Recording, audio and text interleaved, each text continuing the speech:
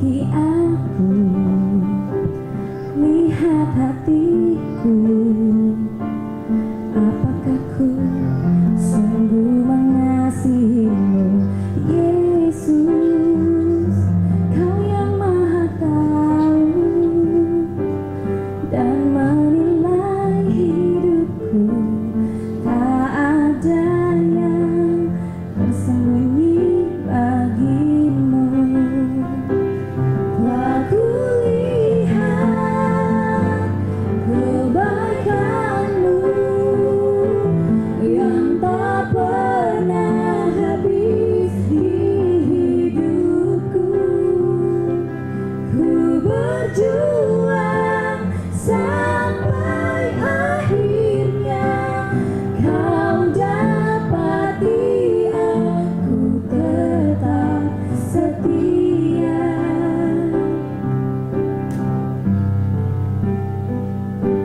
Selidiki aku, lihat hatiku, apakah ku sungguh mengasihimu, Yesus. Kau yang Maha Tahu dan menilai hidupku, tak ada yang tersembunyi bagimu. Telah kulihat kebaikan-Mu yang tak pernah habis di hidupku. Ku berjuang sampai akhirnya Kau dapati aku tetap setia. Telah kulihat kebaikan-Mu yang tak pernah habis di hidupku. Ku berjuang sampai akhirnya Kau dapati aku tetap setia. Ku berjuang sampai akhirnya Kau dapati aku tetap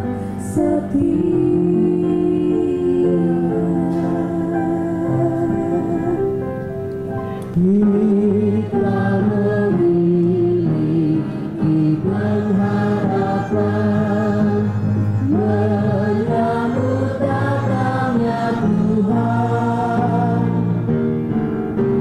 Iman kita hanya pada Kristus dan sabdanya yang lurus.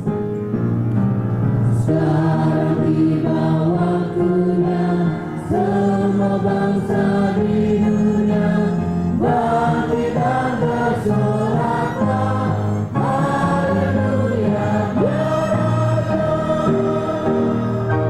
kita memiliki pengharapan menyambut datangnya Tuhan. Bapa di surga, Bapa yang baik, hadirlah Engkau bersama dengan kami, berbicaralah Engkau melalui lidah dan bibir hamba-Mu dengan roh suci-Mu, sehingga apa yang hamba sampaikan datangnya dari Tuhan, bukan dari diri hamba, dan menjadi berkat bagi semua kami yang mendengarkan. Dalam nama Yesus kami berdoa. Amin. Selamat malam. Shalom. Terpujilah nama Tuhan, oleh karena besarlah kasih setianya kepada kita, sehingga kita boleh berkumpul kembali pada malam ini untuk mendengarkan firman Tuhan.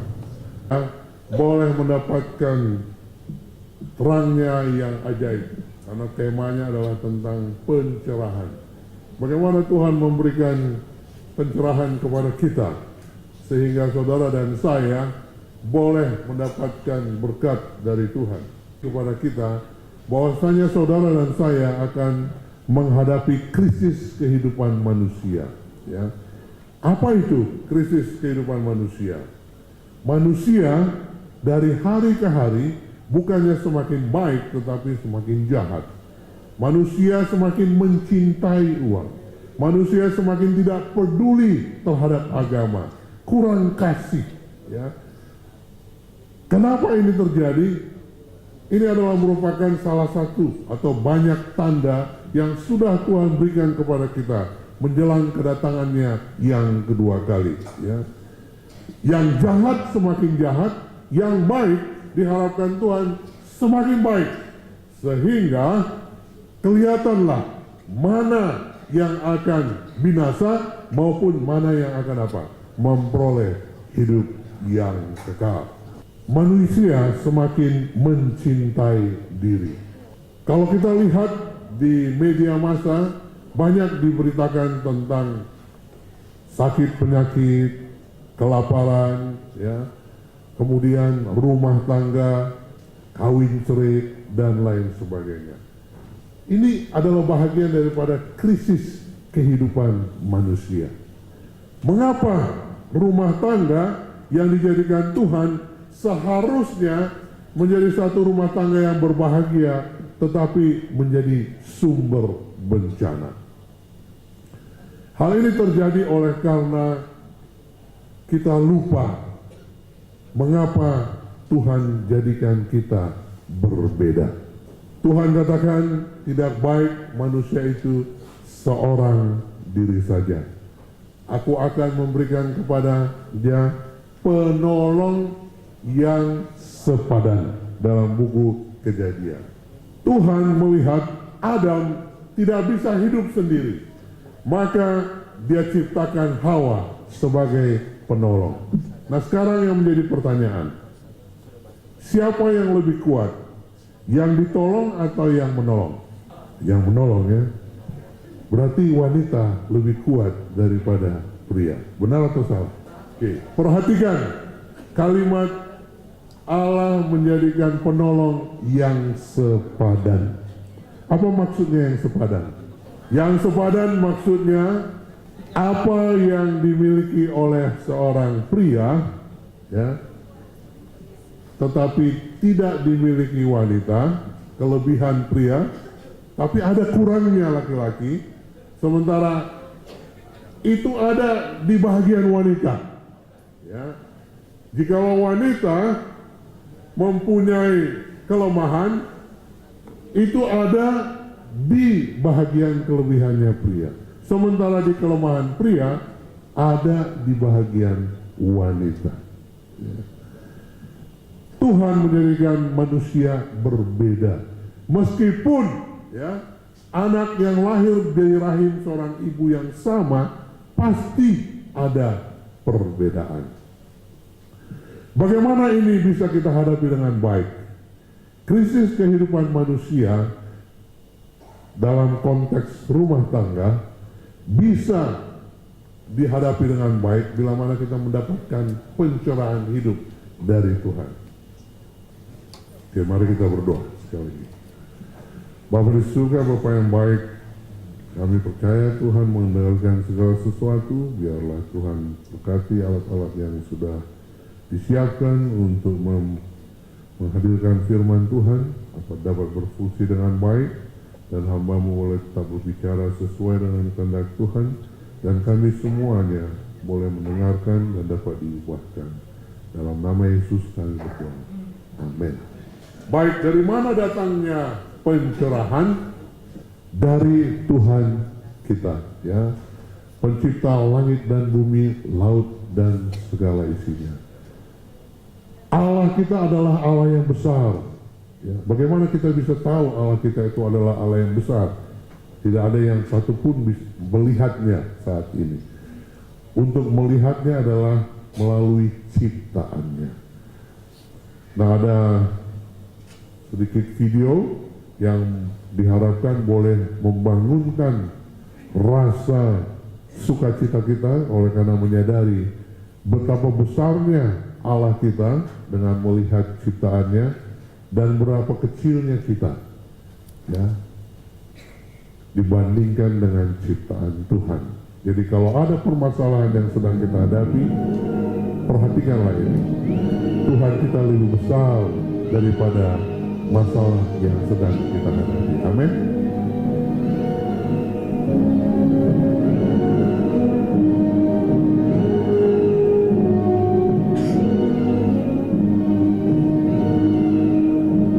Ini ikan adalah ciptaan Tuhan yang lebih besar daripada kita sendiri. Video ini bisa Anda saksikan lebih banyak lagi bila mana saudara memasang parabola di rumah untuk menonton siaran Hope Channel Indonesia maupun HCBF. Apakah Anda merasa besar dengan apa yang Anda punya?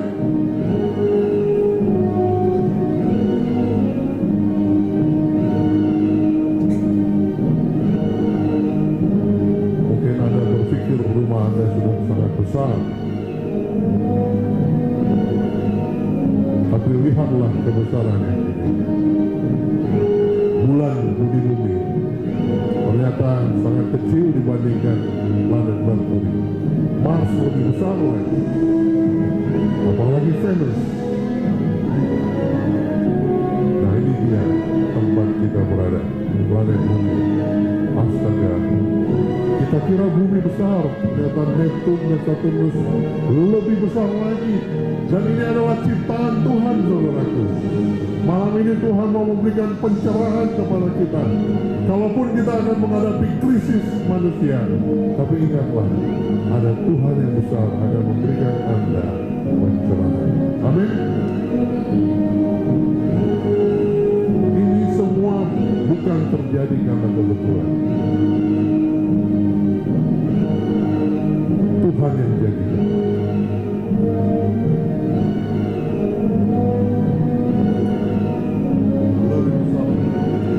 Bumi kita sangat kecil dibandingkan.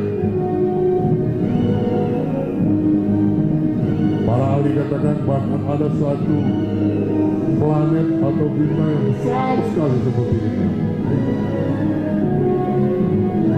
Dan ini semua di bawah daripada kediaman Tuhan. Tuhan masih lebih besar lagi di langit yang ketiga.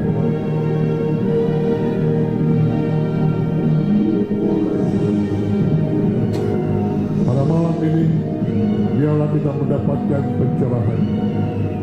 Allah kita, Tuhan kita itu harus semakin besar dibandingkan diri kita.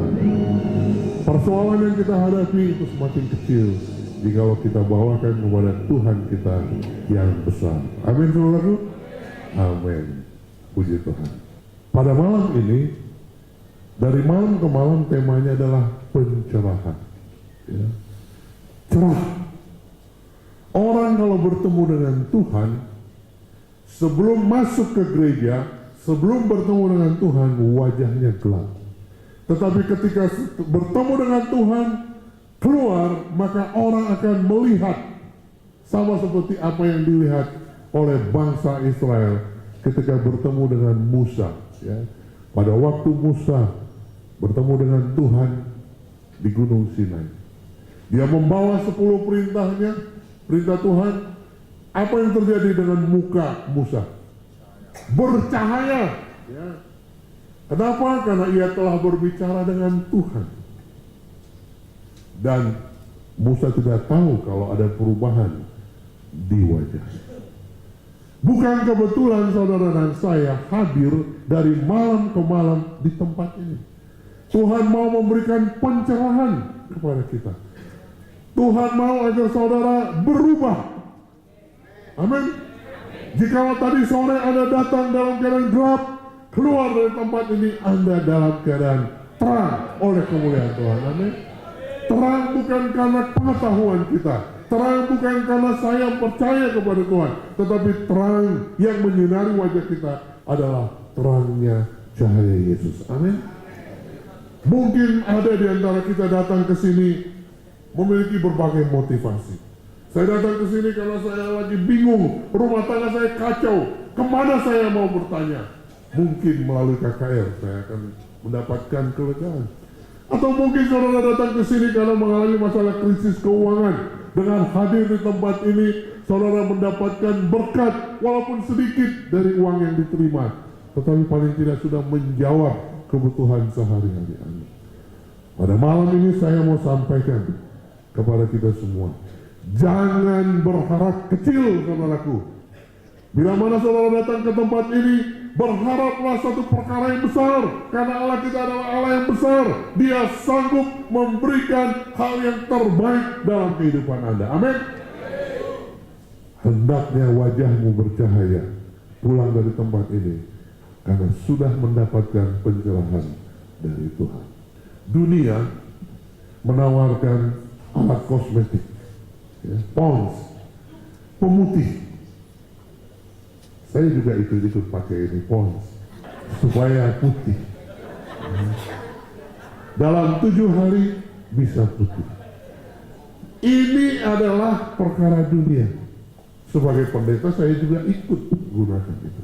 Tapi pada malam ini saya mau sampaikan, bila mana Anda mendapatkan pencerahan dari Tuhan, bukan hanya wajah yang engkau oleskan dengan pons yang hanya putih, tetapi seluruh tubuhmu, ya, secara total sanggup diputihkan oleh Tuhan. Amin. Kami menganjurkan, bila mana Anda datang ke KKR di sini, jangan tutup wajah Anda dengan tangan Anda. Kalau Alkitab katakan, Tuhan berfirman dalam Yesaya 59 ayat 2, sama-sama kita membaca, tetapi yang merupakan pemisah di antara kamu dan Allahmu ialah apa? Segala kejahatannya. Dan yang membuat dia menyembunyikan diri terhadap kamu sehingga ia tidak mendengar ialah apa? Jikalau saudara mau mendapatkan pencerahan dari Tuhan, tidak hanya sebagian tubuh Anda yang akan diputihkan, tidak hanya sebagian dari tubuh Anda yang akan dimuliakan, tetapi seluruh tubuhmu akan dimuliakan Tuhan. Amin. Syaratnya hanya satu. Apa itu? Jangan ada dosa. Karena yang menghalangi kita dengan Tuhan adalah apa? Dosa.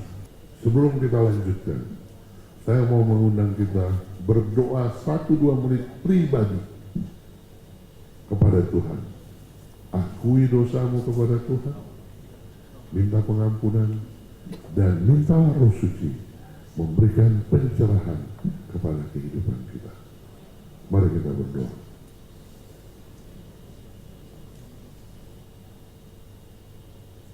Bapa di surga, Bapa yang baik, Engkau telah mendengar pengakuan dosa-dosa kami. Kami memohon kiranya kasih karunia Tuhan melalui darah Yesus Kristus yang tercurah di kayu salib menebus kami dari dosa. Dan oleh karena Yesus Kristuslah, pada malam ini kami dibenarkan.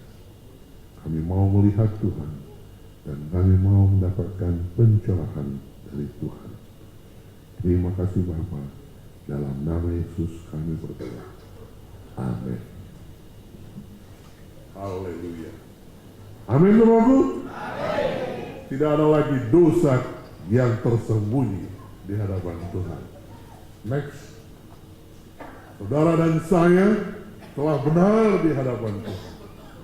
Yesus Kristus yang mati di kayu salib telah menebus saudara dan saya dari dosa.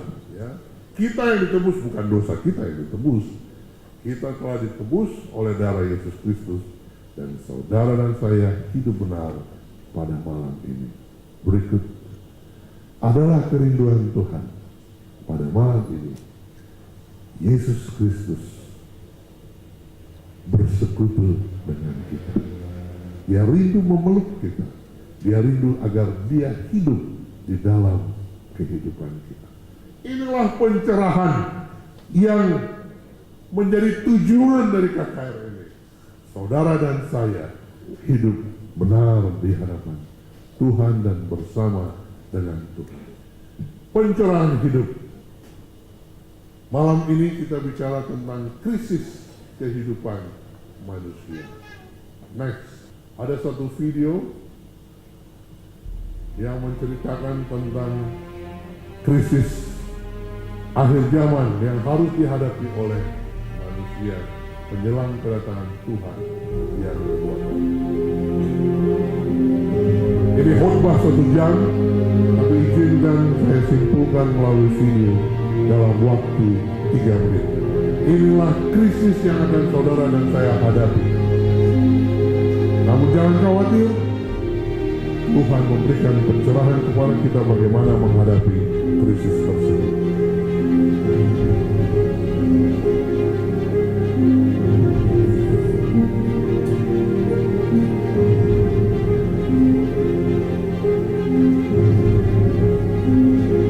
Tanda-tanda kedatangan Yesus yang kedua kali telah disampaikan,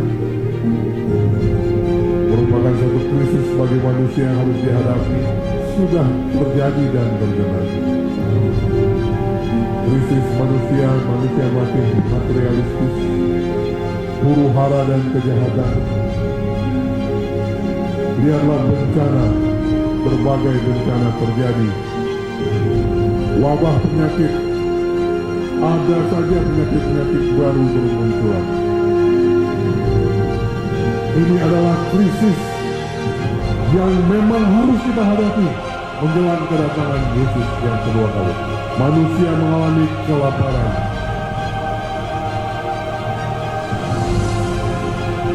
Krisis ekonomi sebentar lagi akan terjadi lagi.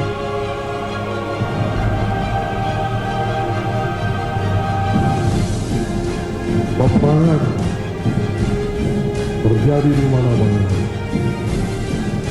Inilah krisis yang harus kita hadapi menjelang kedatangan Tuhan. Terorisme. Lihat, ada orang yang mau berusaha untuk membentuk suatu negara Islam dengan berlandaskan cara-cara teroris. Perang Mesir,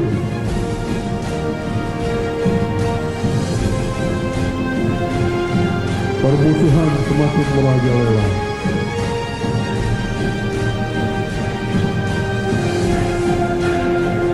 Bencana, berbagai bencana terjadi. Gempa bumi, cepat atau lambat, banjir, badai, gelombang, tsunami. Kita lihat melalui berita.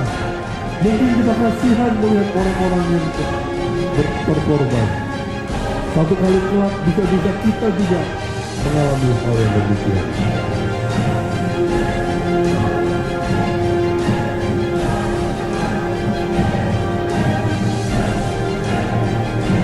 Tuhan memberikan kepada kita pencerahan pada malam ini. Kalaupun semua ini terjadi di tengah kita, jangan takut. Ada Tuhan yang hidup, yang besar, lebih besar daripada krisis yang akan terjadi, yang mampu menjaga dan memelihara kita. Amin. Waktunya sudah dekat. Peristiwa-peristiwa ini harus terjadi, karena memang itulah tandanya kedatangan Yesus yang kedua kali sudah dekat. Yang berikut, pada malam ini Tuhan katakan, Anda tidak saya biarkan sendiri. Seperti seorang pendaki batu ini, dia hanya bisa bergantung, tidak tahu di mana dia bisa berpijak. Saudara dan saya, kalau kita sadari betapa dahsyatnya krisis-krisis yang akan terjadi silih berganti, tidak ada tempat kita untuk berpijak. Hanya ada satu tempat di mana kita bisa bergantung, yaitu kepada Tuhan kita yang lebih besar daripada masalah yang kita hadapi. Amin. Berikut, jangan pikul dunia ini sendiri.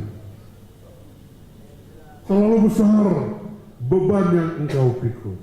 Masalah keluarga, rumah tangga, pekerjaan, dan lain sebagainya. Pada malam ini Tuhan memberikan pencerahan kepada kita. Yang berikut, Matius 18 ayat 20, mari kita baca bersama. Sebab di mana ada 2 atau 3 orang dikumpulkan ke dalam namaku, di sana aku hadir di tengah-tengah mereka. Amin. Apa maksudnya ini? Tuhan Yesus hadir bersama dengan kita. Amin. Haleluya. 2-3 orang saja berkumpul, Tuhan hadir. Apalagi kita begitu banyak pada malam ini. Yesus hadir pada malam ini. Berikut, kembali kita mengulangi film yang tadi. Di akhir zaman menjelang kedatangan Tuhan yang kedua kali, terjadi krisis hubungan sesama manusia. Salah satu poin yang ingin saya sampaikan adalah pencerahan dari Tuhan.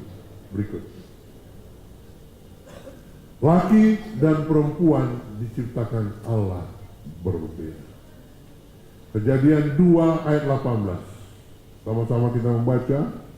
Tuhan Allah berfirman, tidak baik kalau manusia itu seorang diri saja. Aku akan menjadikan penolong baginya yang sepadan dengan. Dari awal Tuhan jadikan manusia untuk hidup akur, saling tolong menolong. Suami istri hidup bersamaan, saling menolong. Tadi sudah sempat saya singgung, ya. Bukan berarti wanita lebih kuat daripada pria. Tetapi istilah sepadan, apa maksudnya sepadan? Bukan sama. Apa maksudnya sepadan? Seimbang. Ya. Ada yang lebih, berarti ada yang kurang. Kelebihan laki-laki mesti ada kekurangan laki. Kekurangan laki-laki dimiliki oleh wanita. Kekurangan wanita dimiliki oleh laki-laki.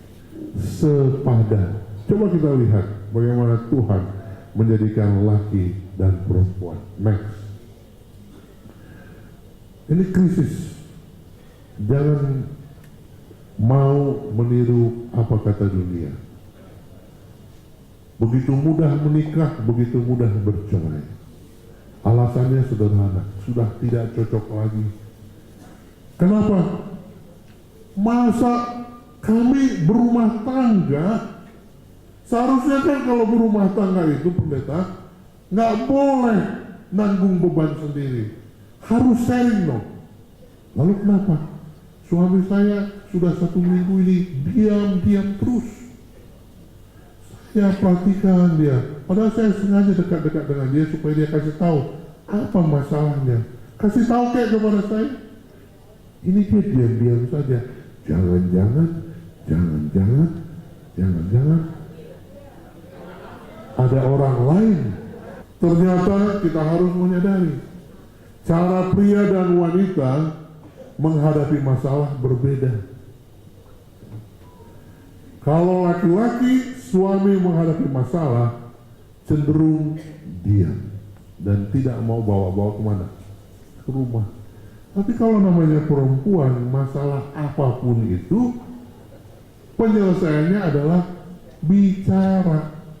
Tuhan menjadikan manusia laki dan perempuan berbeda.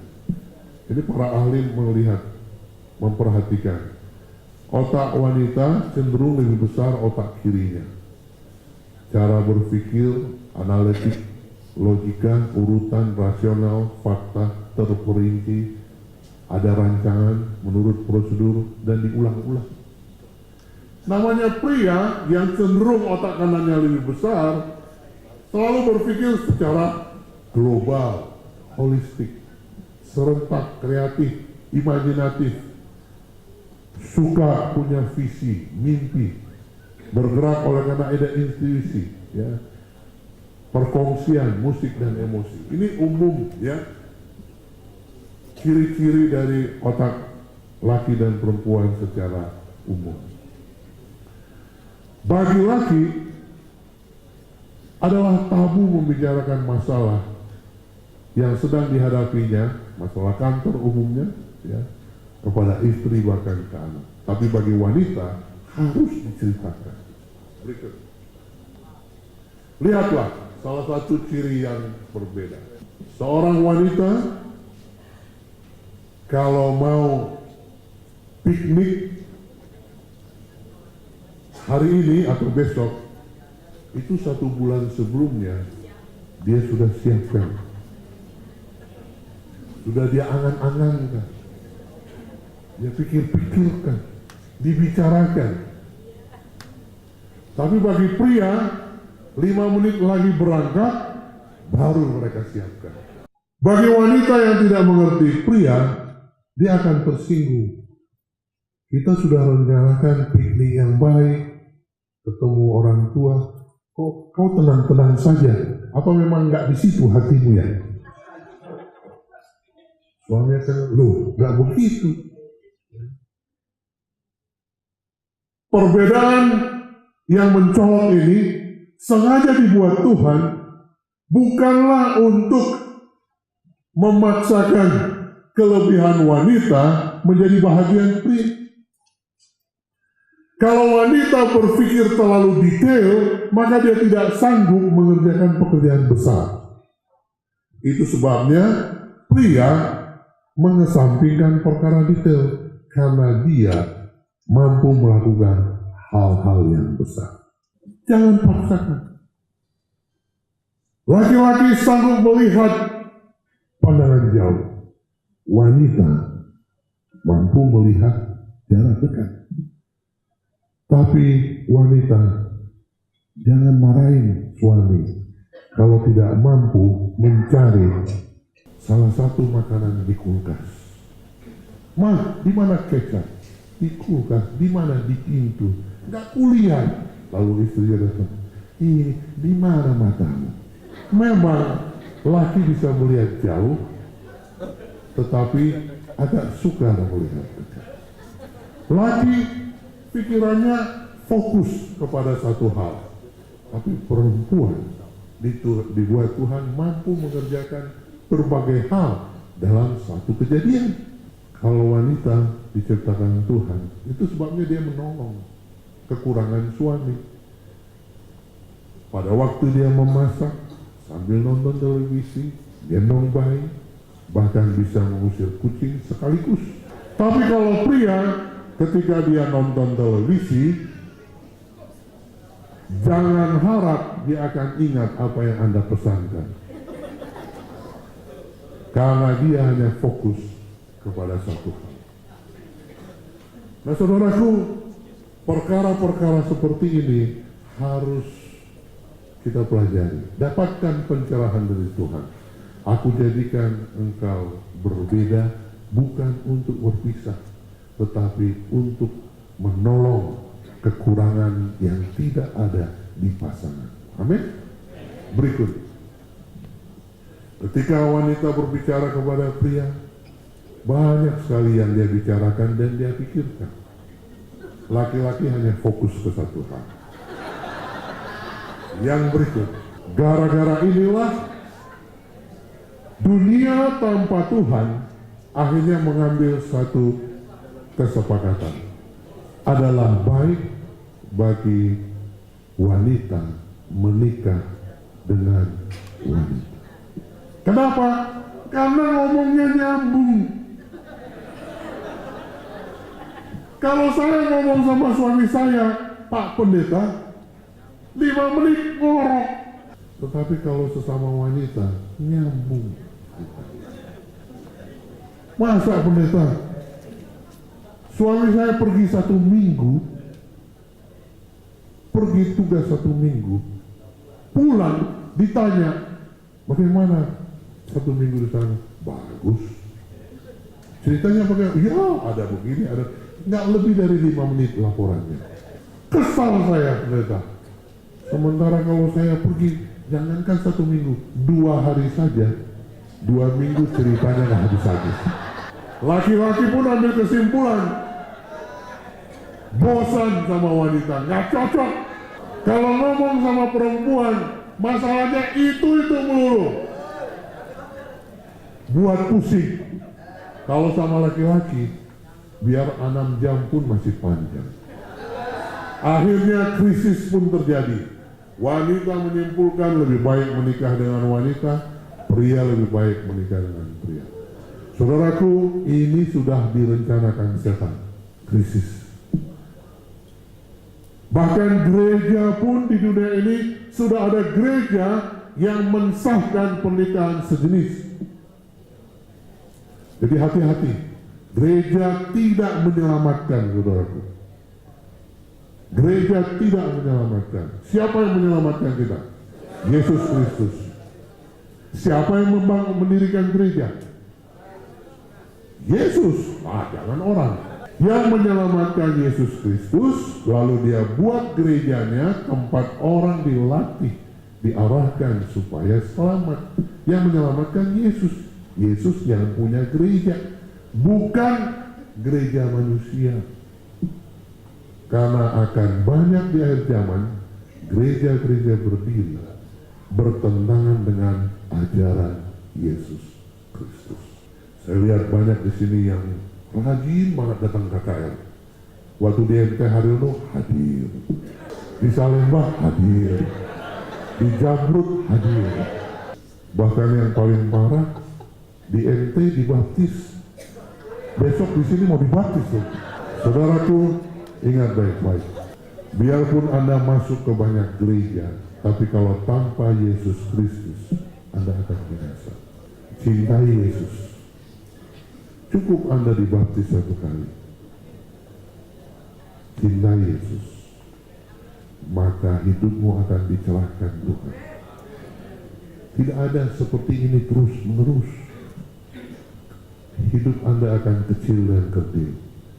Tapi kalau mencintai Yesus, setia kepada Yesus, setia dalam baptisan, engkau akan jadi besar. Karena Tuhan kita adalah Tuhan yang besar. Amin. Sekali lagi, krisis manusia terjadi saat ini adalah oleh karena manusia mulai salah mengerti, bermasalah dalam berhubungan. Ingatlah, saudara dan saya dijadikan Tuhan berbeda. Bukan karena kita lebih hebat daripada yang lain, tetapi karena kalaupun saya ada kelebihan, mesti ada yang kurang dari saya. Itu akan dapat dipenuhi oleh orang lain. Amin. Laki cenderung berpikir sebelah kanan, ya. Perempuan berpikir sebelah kiri. Tuhan buat supaya maju. Jangan pilih yang sama. Karena kalau perempuan cenderung kiri, ibarat kita naik perahu, bagaimana jalannya perahu? Kalau kita mengayuh kiri. Jalan nggak itu perahu? Tidak, berputar-putar, tidak tiba ke tujuan. Tetapi ketika kita ditempatkan Tuhan dengan pasangan yang berbeda, mungkin yang kita benci, ngapain lagi ini seumur hidup sama saya ini? Tapi Tuhan hadirkan dia bersama dengan kita agar satu bergerak ke kiri, satu bergerak ke kanan, perahu rumah tangga kita maju ke depan. Amin. Yang berikut, ya. Demikian juga dengan hubungan sosial di gereja. Ada Batak, ada Manado, ada Cina, Ambon, Jawa. Beda sekali. Kesel. Tapi saudaraku, dibuat Tuhan beda agar kita boleh saling mendukung dan menguatkan satu sama lain. Ada yang pintar, mungkin ada yang bodoh. Ada yang cepat nangkep, mungkin ada yang lambat. Tuhan buat kita jadi satu komunitas agar kita boleh maju ke depan. Pelajari perbedaan, bukan persamaan. Itulah pencerahan yang datang dari Tuhan. Amin. Yang berikut, firman Tuhan merupakan pelita bagi kita, ya. Yang berikut, Hidup ini sangat mudah mengatasi krisis bila mana Yesus Kristus yang selalu kita tinggikan. Apa kata Yesus? Maka Yesuslah yang akan menarik suami istri, anak, keluarga, ketua jemaat, diakon, gembala jemaat saling bersatu.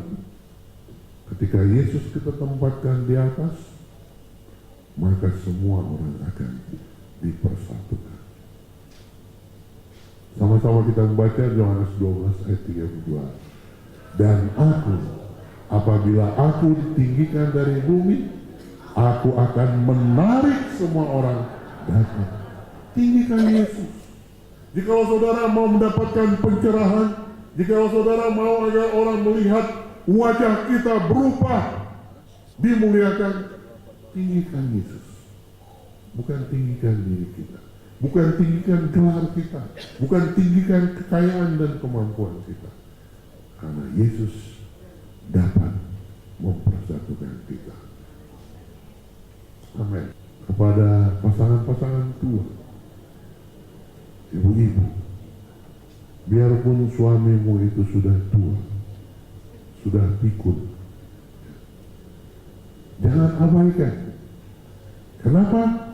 Karena cara berpikir, cara mengambil keputusan tetap berbeda dibanding natural alamiah wanita. Tetap ada kelebihan dari suami kita yang sudah pensiun mungkin, atau mungkin sudah tidak berpengaruh lagi.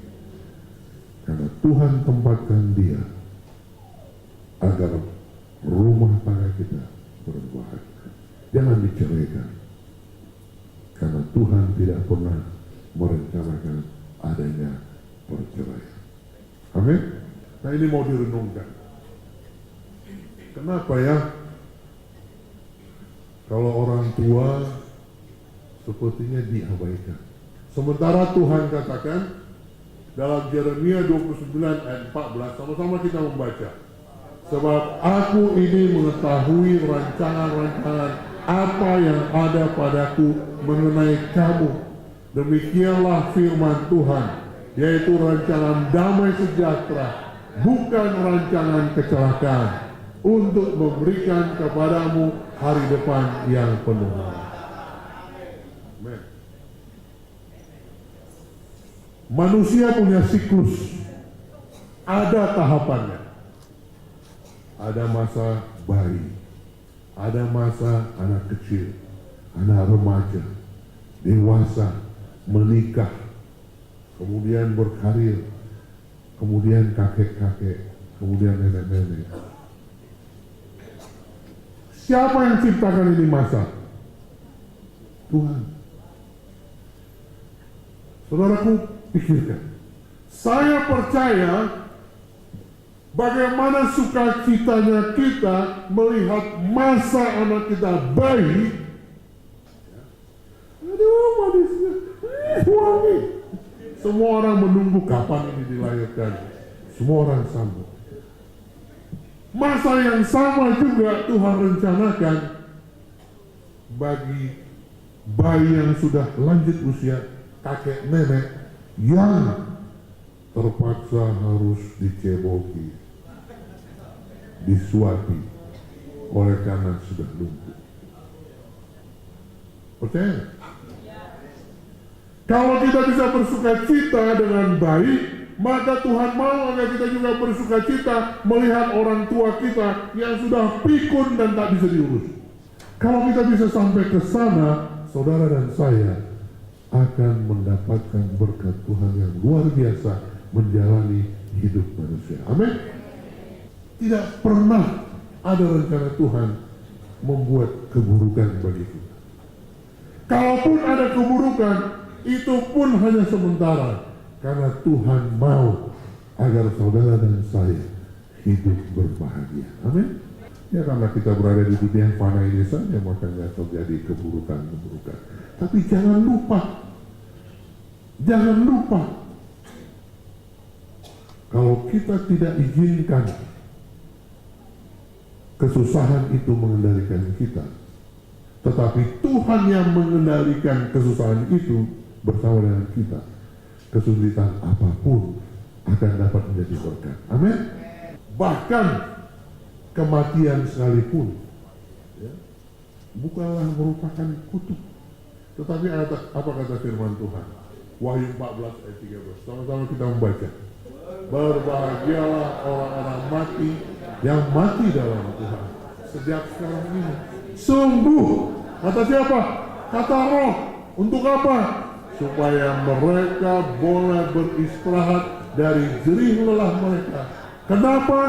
Karena segala perbuatan mereka menyertai Dia. Amin.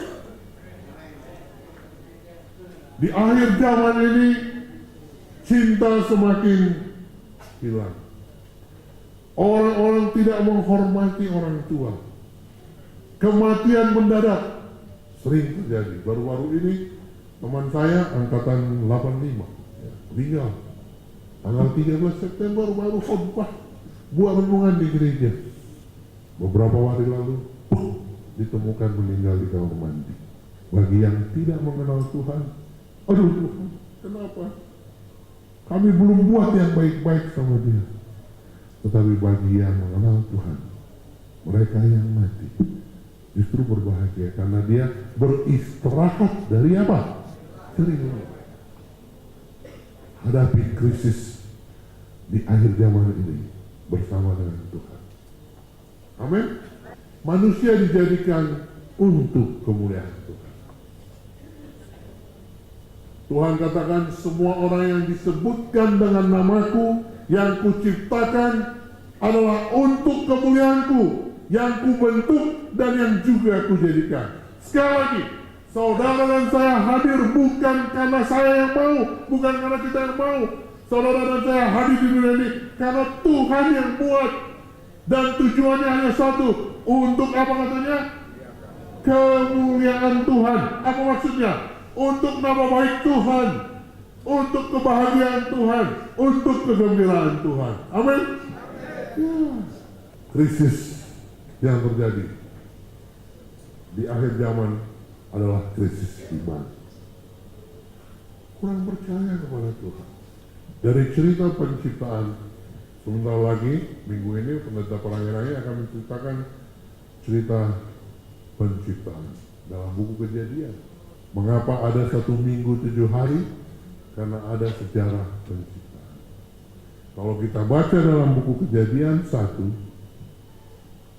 pasal 1, hari pertama Tuhan jadikan, lalu Dia katakan baik.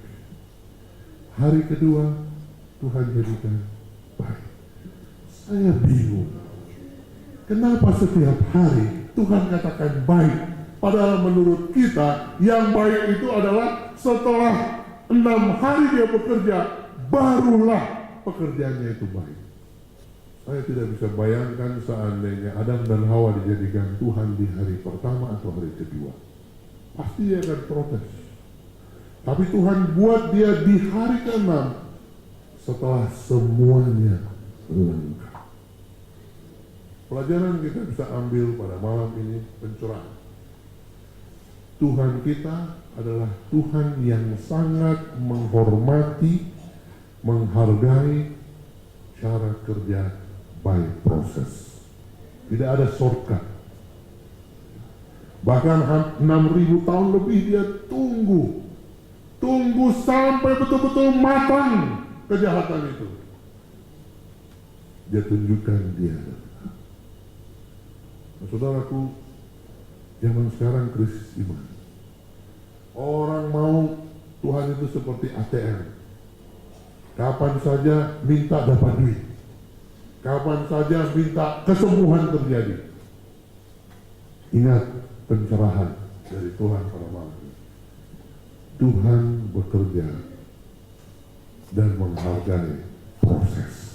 Tapi dalam menjalani proses, ingatlah, setiap momen, setiap tahapan manusia, rencana Tuhan adalah rancangan yang bahagia dan penuh pengharapan. Amin.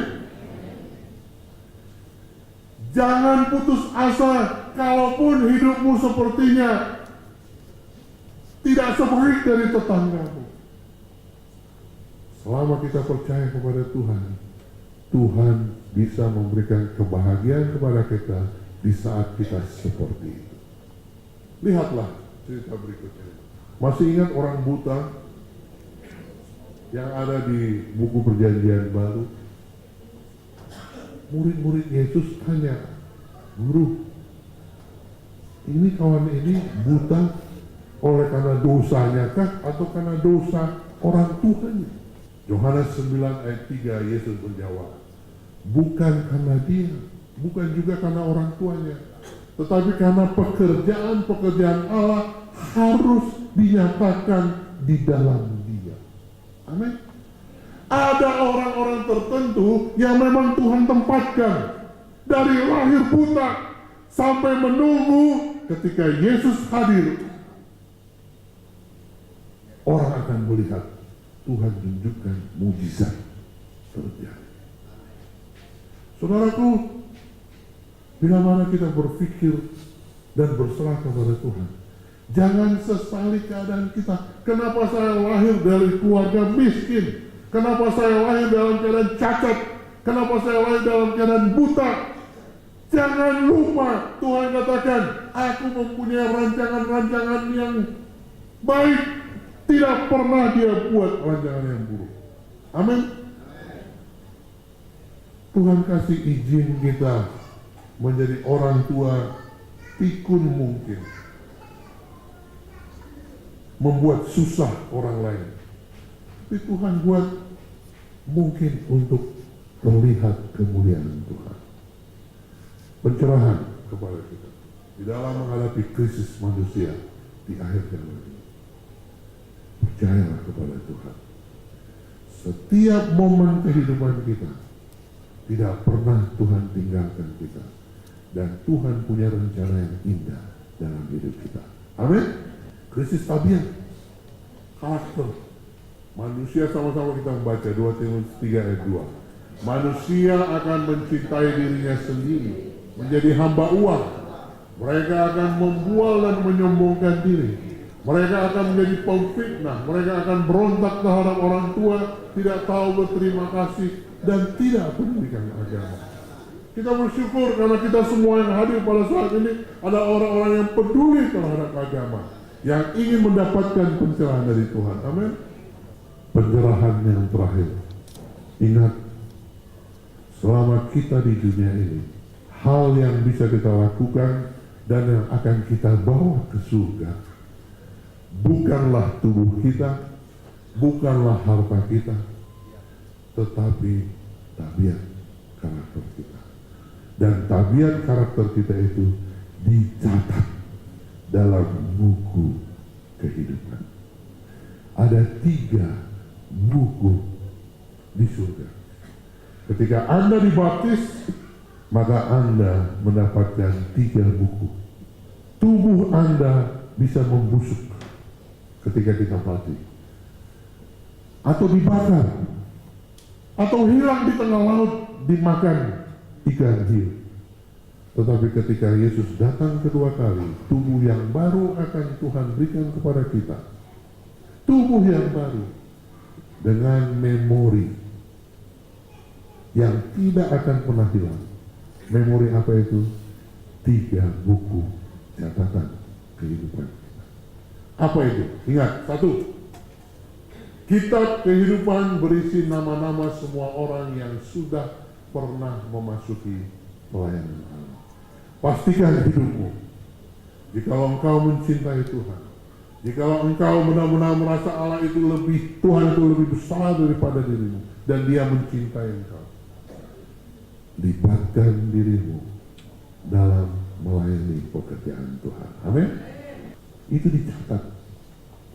Yang kedua, ada buku yang disebut Kitab Peringatan, ditulis di hadapan Allah, dalam mana dicatat perbuatan-perbuatan yang baik, yang takut akan Tuhan, dan bagi orang-orang yang menghormati namanya, dicatat dengan detail, tidak ada yang hilang. Karena kalau hilang, maka identitas kita akan hilang. Orang akan ngomong, loh ini pendeta Samuel orang yang pernah khotbah di Salemba, kok beda ya waktu di surga? Gak bisa hilang, dicatat detail. Ketika kita punya perbuatan takut akan Tuhan, mengajak orang, mari menghormati Tuhan, mari beribadah dengan baik. Jangan hanya berpikir sedikit, uang sedikit, tetapi mempermainkan Tuhan. Kalau kita ingatkan orang, itu dicatat, saudara. Buku yang ketiga, buku catatan dosa-dosa manusia. Nah ini paling banyak, paling tebal ini. Baik pendeta, manusia siapa, semua pasti punya ini. Ya, pastikan ini sedikit catatannya. Apa itu? Buku catatan dosa manusia. Allah akan membawa setiap perbuatan ke pengadilan yang berlaku atas segala sesuatu yang tersembunyi, entah itu baik, entah itu jahat. Bahkan apa katanya? Maksud-maksud dan motif-motif yang tersembunyi akan tampak dalam daftar yang tidak boleh salah. Karena Allah akan menerangi juga apa yang tersembunyi dalam kegelapan, dan Ia akan memperlihatkan apa yang direncanakan dalam hati. Usahakan buku ketiga ini sedikit catatannya, bahkan kalau boleh tidak ada catatannya. Amin. Bagaimana caranya? Oh saudaraku, ini buku ketiga, ya, cepat hilang kalau kita cepat-cepat bertobat. Orang pun Tuhan ampuni dosaku, langsung Tuhan katakan saya nggak ingat lagi. Amin. Masih ingat itu pencuri yang di samping, di sebelah salib Yesus? Mungkin banyak kali itu catatannya, kesalahannya. Tapi ketika dia berserah kepada Tuhan, tidak dihitung lagi. Hati-hati. Jangan berkata-kata munafik. Manis-manis di mulut, tapi dalam hati, belum tahu dia. Dicatat. Krisis sedang terjadi. Pencerahan diberikan kepada kita. Saya harus jaga diri. Pencerahan hidup. Dari mana datangnya pencerahan? Dari Tuhan Yesus Kristus. Tuhan yang hidup, pencipta langit dan bumi, laut dan segala isinya. 5 menit terakhir. Mari kita sama-sama membaca ini. Kehidupan orang Kristen. Orang yang berusaha untuk menghidupkan kehidupan Kristen dengan berpusat pada perubahan tingkah lakunya akan menghadapi jalan itu. Kalau saudara sebelum datang ke sini belum mendapatkan pencerahan, saudara punya niat, saya tidak mau merokok lagi, saya tidak mau marah lagi. Ketika saudara datang ke sini belum mendengarkan pencerahan, ingatlah, kalau kita fokus kepada perubahan tingkah laku, Anda akan kecewa. Karena keinginan itu hanya sementara.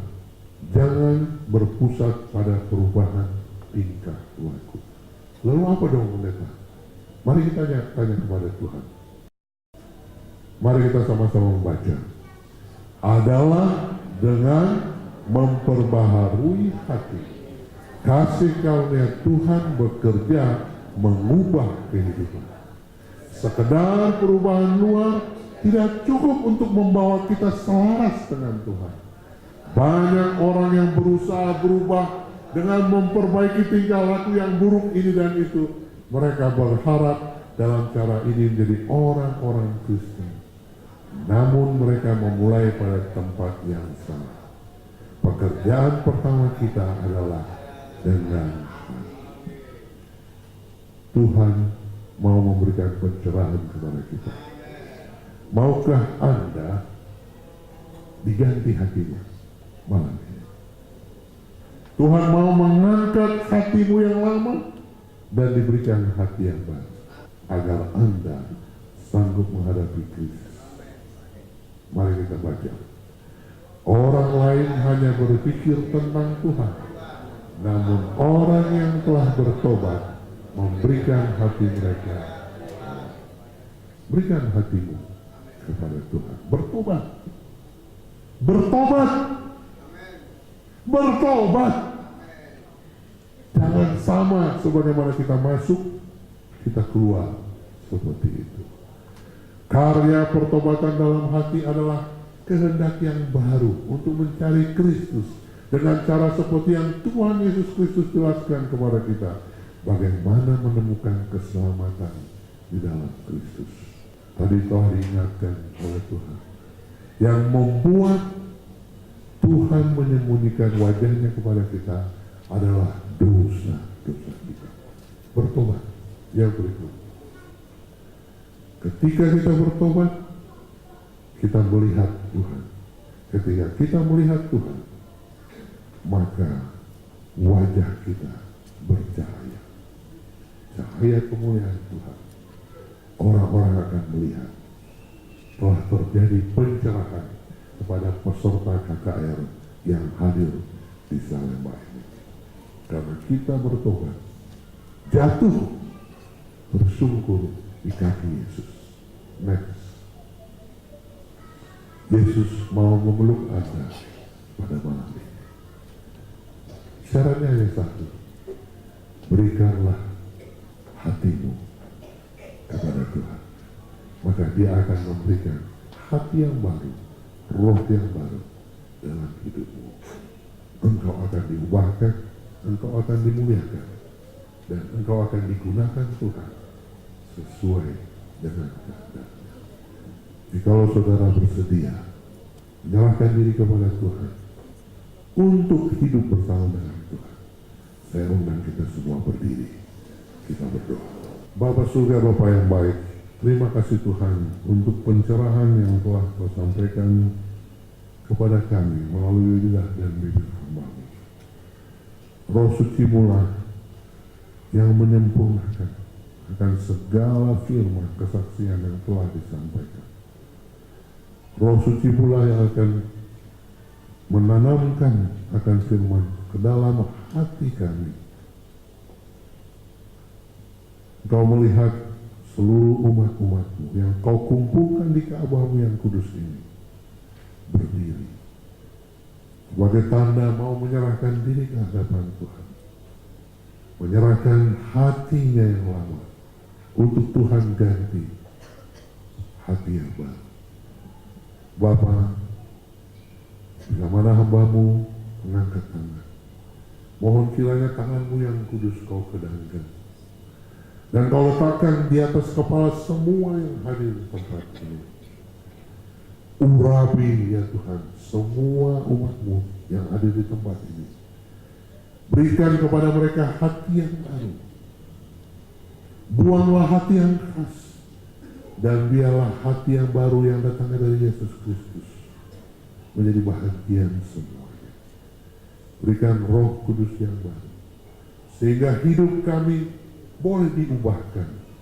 Wajah kami akan menunjukkan kemuliaan bagi nama Tuhan. Kami akan mengisi kehidupan kami dengan perkara-perkara yang baik selaras dengan kehendak Tuhan, sehingga buku-buku catatan kami yang di surga benar-benar berisi kebaikan yang memuliakan nama Tuhan. Diberkatilah semua yang hadir pada malam ini. Tuhan yang baik akan memberkati hidupmu. Dia akan memberkati rumah tanggamu. Dia akan memberikan kesembuhan kepadamu bila mana engkau mengalami sakit penyakit. Dia akan memberkati usaha-usaha yang kau lakukan di dalam mencari nafkah. Tuhan akan memberikan banyak dukungan dan dorongan kepadamu bila mana engkau banyak menyerahkan diri kepada Tuhan dan menanti rencana yang baik daripada Tuhan. Tuhan akan menghardik orang-orang yang berlaku tidak baik bagimu. Musuhmu adalah merupakan musuh dari Tuhan, dan orang-orang yang mengasihimu akan dikasihi oleh Tuhan. Tuhan akan memberkati suami, istri, bahkan anak-anakmu dan keturunanmu. Tuhan akan memberkati orang-orang yang engkau layani. Pulanglah dengan penuh sukacita. Bersaksilah, katakan betapa baiknya Tuhan dalam hidupmu, dan nama Tuhan akan kau tinggikan. Kasih karunia Allah Bapa, kasih yang datang daripada Roh Yesus Kristus dan persekutuan Roh Kudus menjadi bahagian kita mulai malam ini hingga kedatangannya yang kedua kali. Amin.